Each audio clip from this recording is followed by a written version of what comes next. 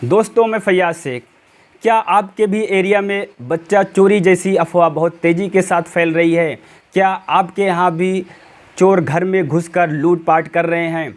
जिस तरीके से हमारे उत्तर प्रदेश और उत्तराखंड के अंदर ये बहुत ही ज़्यादा जो अफवाह है बहुत तेज़ी के साथ फैल रही है, बच्चा चोरी जैसी अफवाह, तो क्या वाकई में बच्चा चोरी हो रहे हैं? अगर हम किसी से भी आसपास में रहने वाले लोगों से अगर इसके बारे में पूछते हैं तो बस वो यही कहते हैं कि हमारे पड़ोस के गांव में या हमारे रिश्तेदार में इस तरह की घटना हुई है, लेकिन सही तरीके से उनको भी नहीं मालूम है कि वहां पर बच्चा चोरी हुआ है। तो इस तरीके से हमारे उत्तर प्रदेश के अंदर आए दिन बहुत तेज़ी के साथ ये अफवाह फैल रही है बच्चा चोरी का।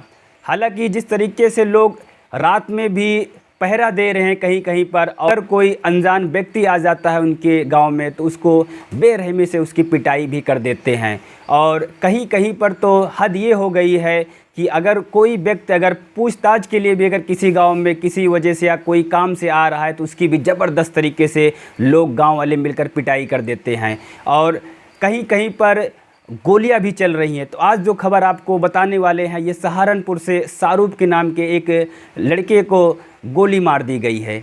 और सबसे पहले मैं पूरी रिपोर्ट के बारे में बताता हूँ। ये है मुजफ्फरनगर छापरा गांव, और शाहरुख की जो उम्र है वो 19 साल है। देवबंद के एक गांव मीरपुर में जो अपने 5 साथियों के साथ लिंटर का काम चल रहा था। तो जब भी लिंटर का काम चलता है, जो छत पर ढलाई होती है, लिंटर पड़ता है, तो वहाँ पर कभी कभी बहुत ज़्यादा टाइम हो जाता है। और टाइम होने की वजह से 5 साथियों के साथ शाहरुख अपने घर आ रहा था। और एक गाँव पड़ता है वहाँ पर परोली, जहाँ पर लोग वहाँ पर रात में पहरा दे रहे थे। और शाहरुख जो है वो 5 साथियों के साथ जब आ रहा था तो लिंटर के समय क्या है कि इंसान थोड़ा सा उसका जो शर्ट होता है वो थोड़ा सा गंदा हो जाता है, चेहरे पे भी थोड़ा सा जिस तरीके से सीमेंट लग जाता है तो उससे इंसान दूसरी तरह से दिखाई देने लगता है। तो इस तरीके से गांव वाले ने जैसे इनके 5 साथियों को देखा फ़ौरन ही गोली बरसाना शुरू कर दी, और जहां पर मौके पर ही शाहरुख की जो है वो मौत हो जाती है। और बाकी उनके जो 4 साथियों थे वो किसी भी तरह से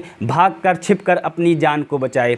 तो पुलिस के मुताबिक जिस तरीके से यहाँ परोली गाँव में इस तरीके से बगैर पूछे हुए बगैर सोचे हुए शाहरुख की हत्या कर दी जाती है रात में, सिर्फ इसलिए अफवाहों के चलते हुए कि बच्चा यहाँ पर चोरी हो रहा है, और शाहरुख को वहाँ पर गोली मारकर उसकी हत्या कर दी जाती है। तो जिस तरीके से आए दिन हमारे उत्तर प्रदेश के अंदर इस तरीके के लोग शिकार हो रहे हैं, इस तरीके से बच्चा चोरी का जो गैंग बता रहे हैं कि कोई गैंग निकला हुआ है, और किसी भी तरीके से अगर कोई अनजान व्यक्ति किसी भी गांव में जाता है तो उसकी जमकर पिटाई कर दी जाती है। तो दोस्तों, आप भी हमें कमेंट बॉक्स में ज़रूर बताना क्या इस तरीके की आपके भी शहर में ऐसी अफवाह चल रही है, जहां पर आप रहते हैं वहां पर बच्चा चोरी की जो अफवाह है वो चल रही है, और कहां तक ये सही है।